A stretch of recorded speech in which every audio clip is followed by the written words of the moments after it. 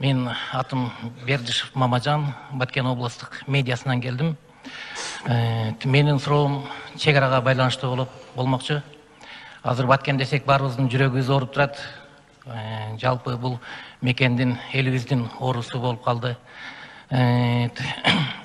Менің сұрауым эмне үчүн ушул чегара маселесин ушул кезге чейин чечпей отурасыз?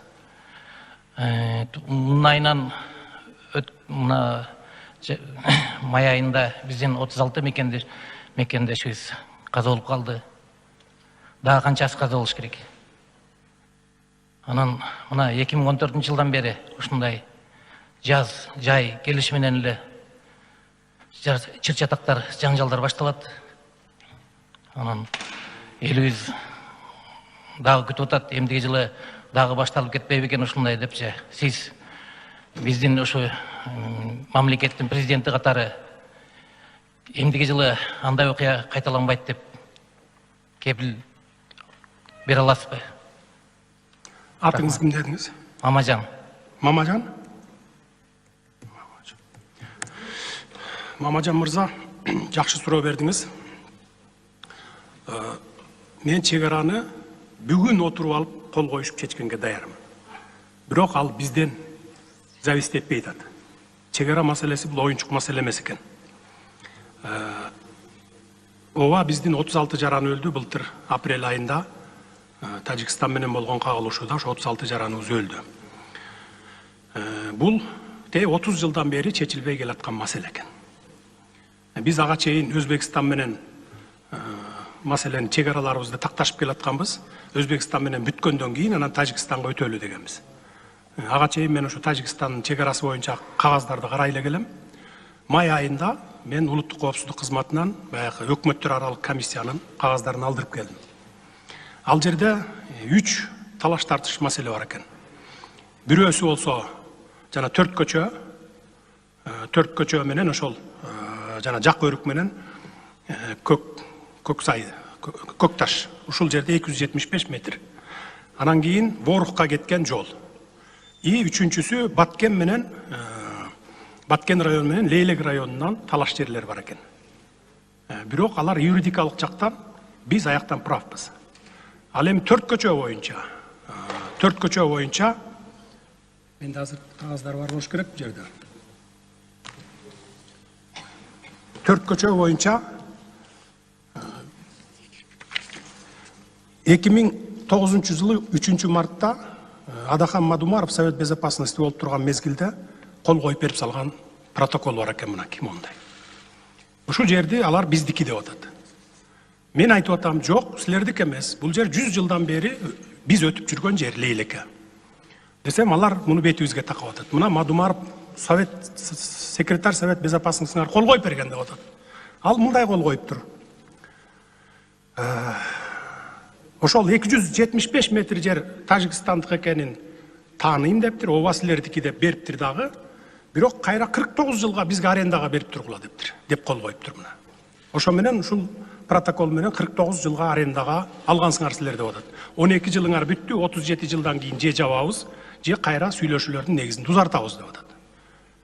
Мен айтып атам, Мадумаровдун кол койгонго акысы болгон эмес ал убакта деп атам. Эч ким аны ыйгарым укук берип жиберген эмес деп атам. Эки, бул юридикалык жактан жарабайт бунуңар деп атам. Мына ушуну. Анткени эки өлкөнүн ортосунда чегара маселеси кандай чечилет? Биринчи, өкмөттөр аралык комиссиялар иштейт. Булар официалдуу түрдө. Андан кийин алар макулдашып, соглашениеге кол коюп келсе, мага келет президентке. Анан мен карап туруп, макул болсом жогорку кеңешке жиберем. Жогорку кеңеш макул болсо ратификациядан өткөрөт. Кайра мага келет дагы, анан мен кол койгондон кийин бүттү, эки мамлекеттин ортосунда чегара бекемделди, чечилди десек болот. Башка бир дагы тармактын акысы жок барып кол койгонго.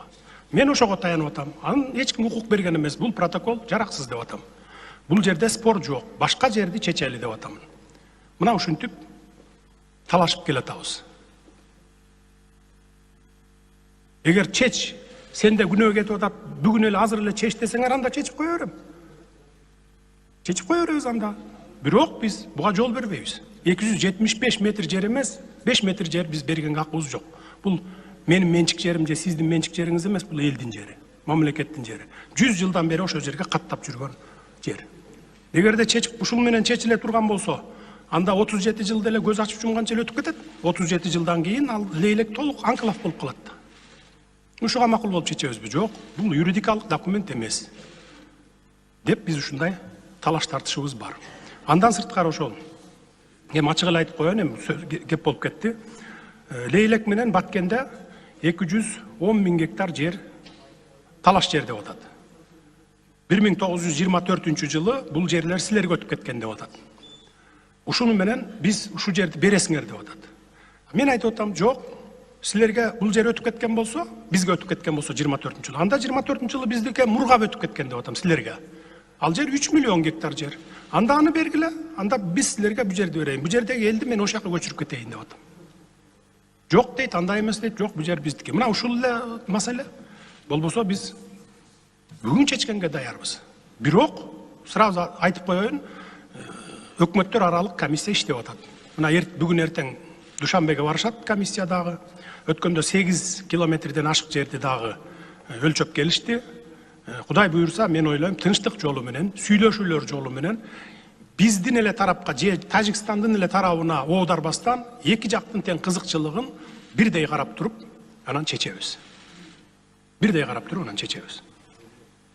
Ошондуктан мына ушундай жерлер бар. Биздин көпчүлүгү биздин саясатчылардын, анан илгерки ата-бабаларыбыздын айрымдарынын баягы катачылык, саясий катачылык, мамлекеттик ишмердүүлүк катачылыгынын кесепетинен ушул көп жерлерибиз талаш болуп атат. Мисалы мен эми атын атабай эле айтайын, бир жерибизди ушул кошуна мамлекет менен 1956 жылы протоколдоштуруп, ошо айыл өкмөт башчысы, областтын, райондун башчысы берип жиберген экен. Биз эттин планын толтура албайбыз, анан ушул жердин налогун төлөй албайбыз, мына ушу кошуна өлкө төлөсүн деп өткөрүп берип койгон экен. Өзүбүздүн ата-бабаларыбыз, мамлекеттик ишмерлерибиз өткөрүп берип койгон экен. Мына ошонун кесепетинен дагы бир топ талаш тартыштар болду, бирок биз бир топ жерин кайра кайтарып алып атабыз ошону. 1956 жылы катачылык кетирген аталарыбыздын ошибкаларын оңдоп атабыз, каталарын оңдоп атабыз. Мына эми мен жамандагандай эле болбоюн, ушул эле Адахан Кимсанбаевич Мадумаров боюнча. Өзү абдан билимдүү. Сүйлөсө тили буудай куурат дегендей. Анан ушундай катачылыктарды неге кетирет дейм да. Мына 2007 жылга чейин, аягына чейин мен депутат болгомун.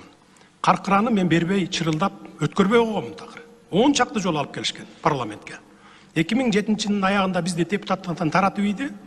2008 жылдын апрель айында ак жол менен келишти. Адахан Кимсанбаевич өзү спикер эле. Добушка койду дагы өткөрбөйдү. Ошол жерден Ибрагим Жунусов чырылдап, ыйлап турду. Ай, могу жерде катачылык бар Каркырада, талас да бар, ана мына чүйдөк эле жана объездеги 2 заправка турган жер. Ошол жерлерди оңдоп коелу, ратификациядан өткөндөн кийин оңдолбой калат, мүмкүнчүлүк болбой калат. Ошого карабастан кнопканы салып туруп 2008 жылы апрель айында өткөрүп берип койду. 2009 жылы бул кылыгы болуп атат. Ошон үчүн биз ар бир жасаган кадамыбызды эсептеп, жети өлчөп, бир кесип жасашыбыз керек. Бул мамлекеттин кызматка баргандан кийин ал оюнчук эмес. Ал эл үчүн жалгыз сенин эле өзүңдүн эле ишиң эмес да. Бул жалпы элдин мамлекеттин иши. Ошон үчүн кылдат караш керек болчу. Мына ушунун кесепетинен чечилбей атат бүгүнкү күндө. Бирок Кудай буйрса, убакыт керек. Бир топ убакытты алат, чечебиз.